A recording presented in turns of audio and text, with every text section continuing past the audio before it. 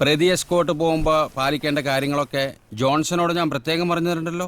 Sir, ഒരുത്തൻ രാമനാണെങ്കിൽ മറ്റവൻ രാവണനാ.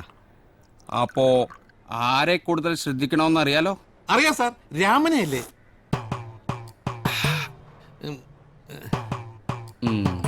തന്നോടൊന്നും പറഞ്ഞിട്ടൊരു കാര്യമില്ലടോ.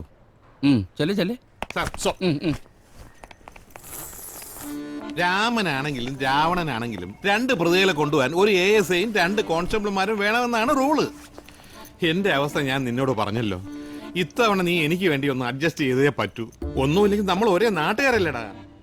പെങ്ങടെ മോടെ കല്യാണത്തിന് ചെന്നില്ലെങ്കിൽ അളിയന് പിന്നെ അത് മതി. പിന്നെ നീ കൊണ്ടുപോകേണ്ടത് ലക്ഷ തീവ്രവാദികളൊന്നും അല്ലല്ലോ, 2 പാവം കള്ളന്മാരെ. എനിക്ക് പോകുന്നതിന് ഒരു വിരോധമില്ല. ഒറ്റയ്ക്കാണെങ്കിലും ഞാൻ പോവാൻ തയ്യാറാ. പിന്നെ പക്ഷെ കൂടെ വരുന്ന ആ തെണ്ടിയാന്ന് ഓർക്കുമ്പോഴാ. ഏത് തെണ്ടി? ജോളി കുര്യൻ.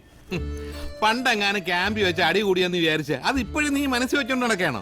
മാത്രമല്ല, ജോളി കുര്യനുള്ള പേരിൽ ഒരാളെ ഉള്ളോ കേരള പോലീസില്? ഇനി അവനാണെങ്കിൽ തന്നെ നീ എന്തിനാ പേടിക്കുന്നത്?